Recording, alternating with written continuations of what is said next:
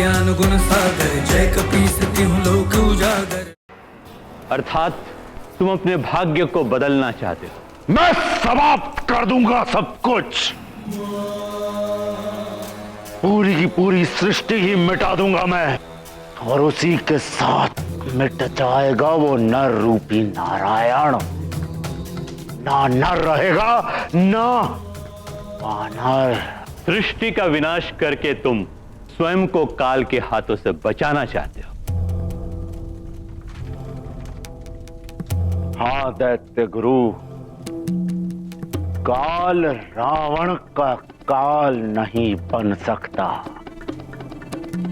और इसके लिए आपको, राहु को, केतु को और अन्य ग्रह को अपने अपने स्थान परिवर्तित करने होंगे। लंकेश, रावण, तुम्हारे कहने से हम तीनों तो अपनी दशा बदल देंगे, लेकिन दूसरे ग्रहों का क्या करोगे तुम? वे ही ग्रह बना रहे हैं तुम्हारे मृत्यु का योग। हाँ दशानंद, वो ग्रह अपने मार्ग से नहीं हटेंगे। वो ग्रह भी देवताओं द्वारा नियंत्रित किए जाते हैं, इसलिए वो आपकी बात नहीं मानेंगे। मानना पड़ेगा उन्हें।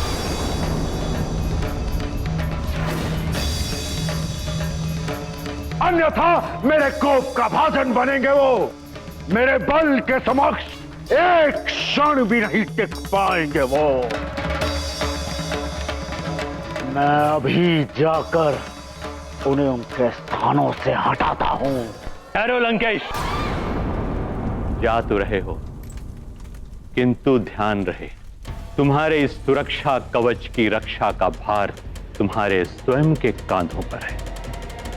ऐसे रक्षा कवच प्रतिदिन नहीं बनाए जाते, ये तुम भली भांति जानते हो। उसकी आप चिंता ना करें दैत्य गुरु, बस जो आप तीनों को कहा गया है वो कार्य पूर्ण करें। बलबला बलबल, बलबला बलबल। मर्जारिका, तुम ये क्या कर रही हो? लंकेश रावण इस हनुमान का अंत करना चाहते हैं, अंत। और तुम इसे महाबली बनाने जा रही हो। अतिबल, तुम्हारी इस छोटी सी खोपड़ी में बुद्धि भी छोटी ही है। हनुमान के मस्तिष्क में बल के घमंड का बीज बो रही हूं मैं। आलस्य, क्रोध, लोभ, मोह, मद और मत्सर, इन 6 विकारों से विकृत करना है उसके मस्तिष्क को। बलबला बलबल। एक बार वो इन विकारों के विकराल चक्रव्यूह में फंस गया तो फंसता ही चला जाएगा। इन पिता और पुत्र दोनों के मस्तिष्क को इन विकारों के विष से भर दूंगी मैं। ये विकार ही इन दोनों के विनाश का मार्ग प्रशस्त करेंगे। तब जाके पूरा होगा वो उद्देश्य जिसके लिए लंकेश ने मुझे भेजा है।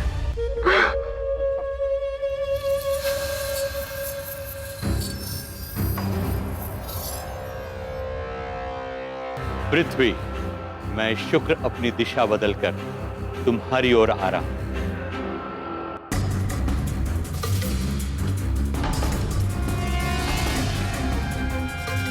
केतु, मैं अपने राहु ग्रह से बाहर आ गया हूं। अब तुम भी अपने केतु ग्रह से बाहर आ जाओ। अन्य ग्रहों के मार्ग को रोकेंगे हम। हाँ राहु, तुम मंगल के मार्ग को रोको, मैं बुद्ध के मार्ग को अवरुद्ध करता हूँ। चलो।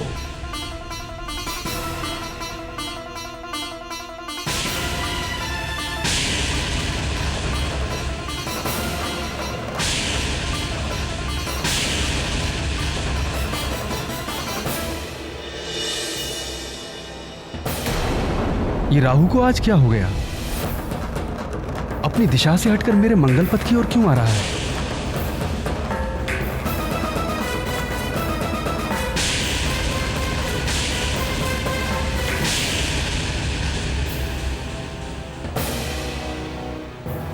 ये केतु मेरे बुद्ध मार्ग की ओर एकाएक क्यों आने लगा?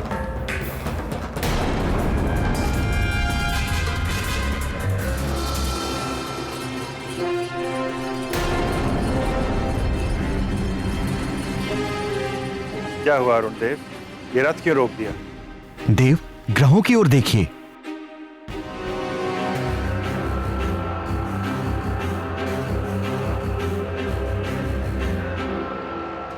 ये ग्रह आज अपने निर्धारित मार्ग से हट क्यों गए? इन ग्रहों की बदलती स्थिति किसी बड़े अनिष्ट का संकेत दे रही है।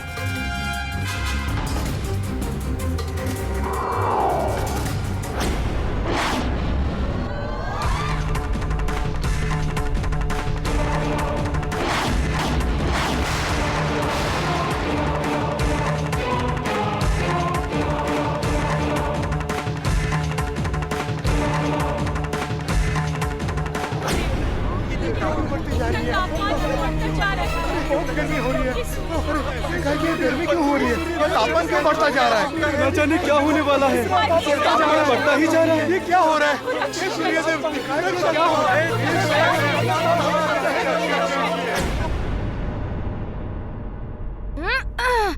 युद्ध हो या युद्ध का अभ्यास, प्रतिद्वंदी को सदैव शत्रु के रूप में देखो।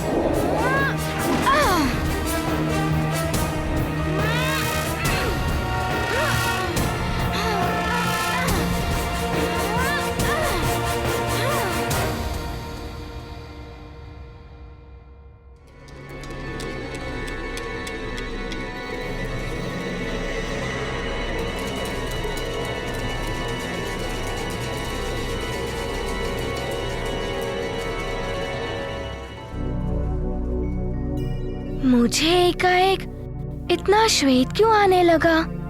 अभी तो युद्ध अभ्यास आरंभ किया था। तापमान कुछ अधिक हो गया है क्या?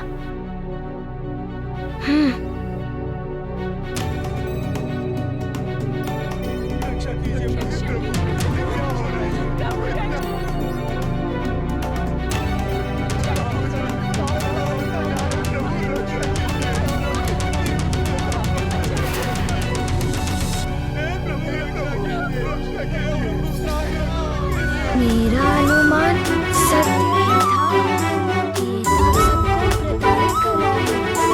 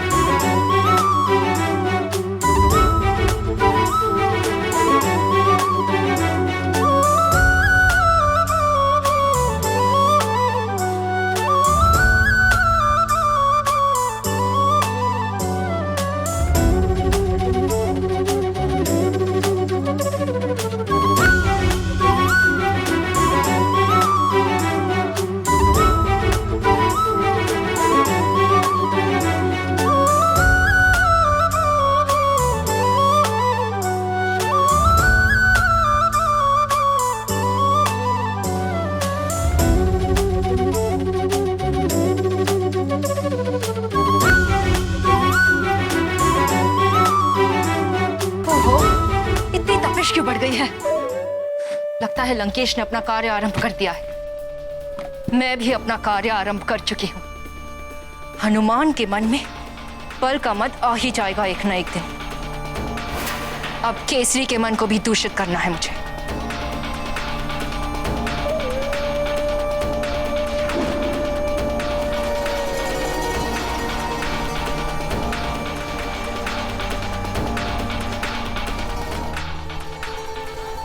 अंजना,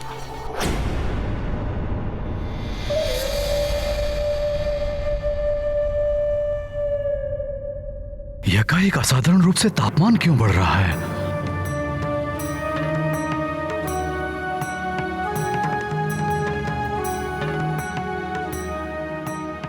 सुमेरु पर पुनः कोई संकट आने वाला है क्या?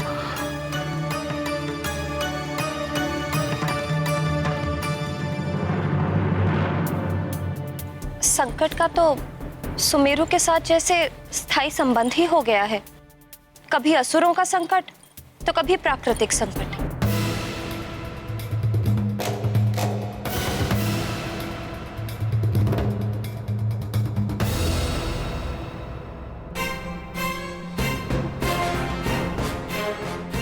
प्रणाम महाराज। प्रणाम महारानी जी। प्रणाम। प्रणाम। ये सब क्या है? उपहार।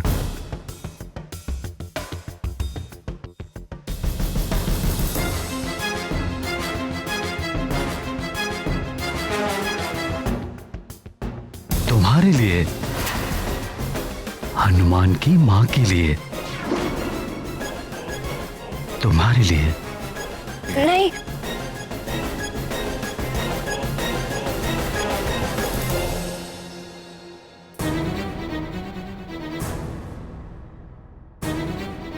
ये विशेष रूप से तुम्हारे लिए बनवाए हैं।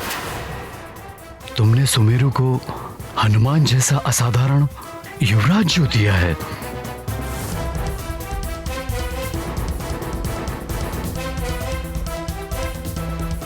क्या हुआ? आभूषण अच्छे नहीं लगे क्या? नहीं, आभूषण तो अच्छे हैं, किंतु क्या? मैं बहुत दिनों से तुम्हें उपहार देने की सोच रहा था, क्योंकि तुमने मुझे एक ऐसा वीर पुत्र दिया है जो सबके संकट मोचन कर लेता है, सबकी रक्षा करता है।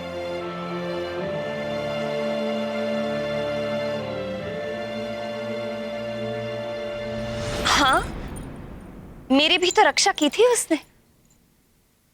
आपने तो एक राक्षस का संहार किया था, किंतु जब अनेकों राक्षसों ने घेर लिया था तो मेरा हनुमान ही आया था आपका साथ देने। हनुमान ना होता तो न जाने मैं आज कहां होती। क्यों ना देता साथ? हमारा पुत्र है, हमारा साथ तो देगा ही ना।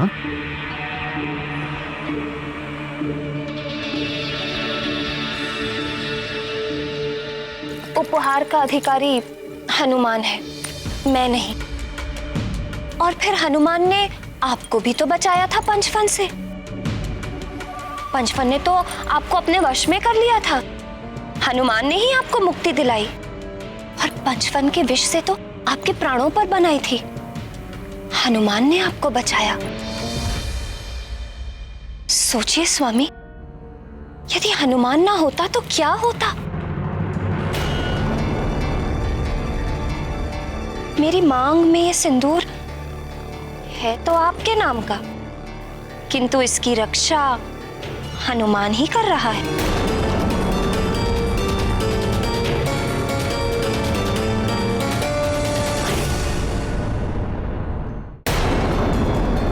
मेरे मस्तक पे ये मांग टीका तब तक ही शोभा देगा जब तक मैं सुहागन रहूंगी।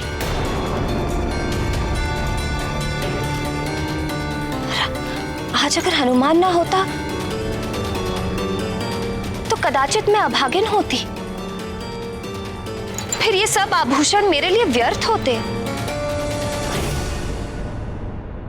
हाँ हाँ, सब हनुमान ने ही किया है। इसके लिए हमें उस पर गर्वित होना चाहिए, किंतु स्वामी, मुझे तो आपकी चिंता हो रही है। हमारे राज्य सुमेरु की चिंता हो रही है। यहाँ तो प्रतिदिन संकट आते ही रहते हैं। भगवान ना करे किसी दिन हनुमान ना हुआ तो?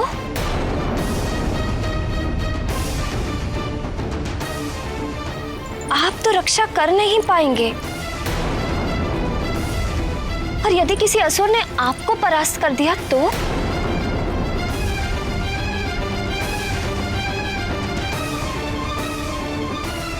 मायावी शक्तियों के आगे देवताओं के राजा इंद्र भी परास्त हुए हैं।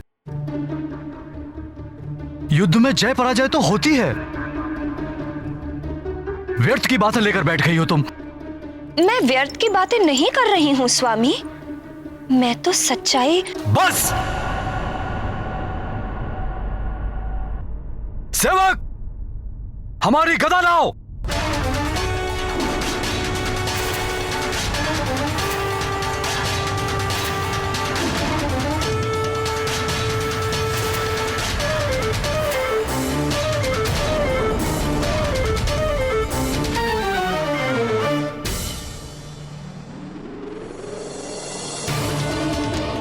महाराज, आपकी गदा। प्रणाम महाराज।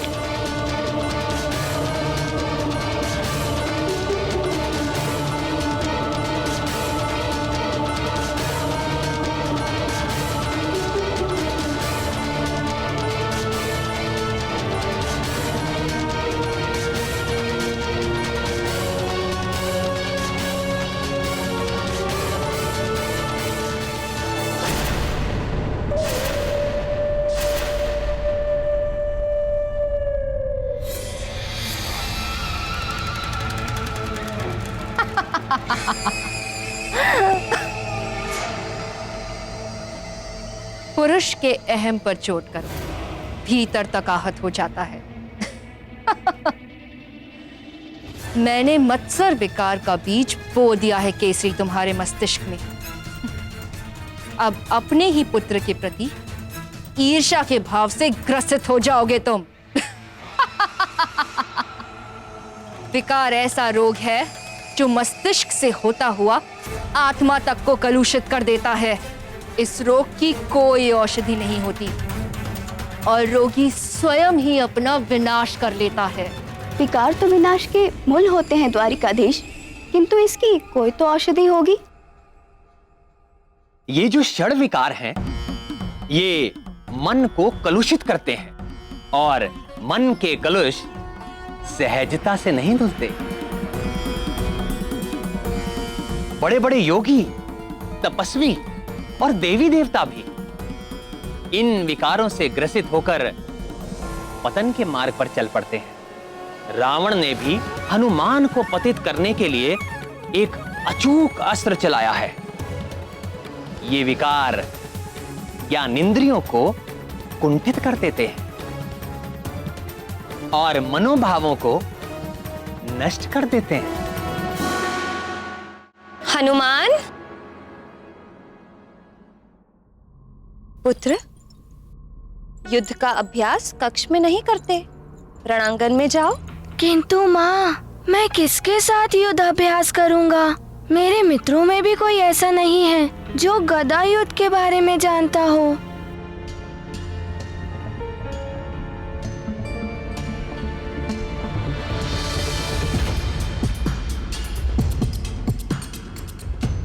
अच्छा ये बताओ, युद्ध के बारे में कौन है ऐसा जानकार जिसे तुम संसार में सर्वश्रेष्ठ मानते हो? सर्वश्रेष्ठ? इंद्रदेव। उनके पास वज्र भी है ना? सत्य कह रहे हो पुत्र, किंतु इंद्रदेव अपना कार्य छोड़कर तुम्हें गदा युद्ध सिखाने तो आ नहीं सकते। सुमेरु में सर्वश्रेष्ठ कौन? पिताश्री। तो फिर जब पिताश्री हैं तुम्हारे पास, तो किसी और की क्या आवश्यकता गदा अभ्यास कराने के लिए? मैं अभी पिताश्री के पास जाता हूँ। हनुमान, मैंने क्या कहा था स्मरण है ना? हाँ माँ, मुझे सब स्मरण है।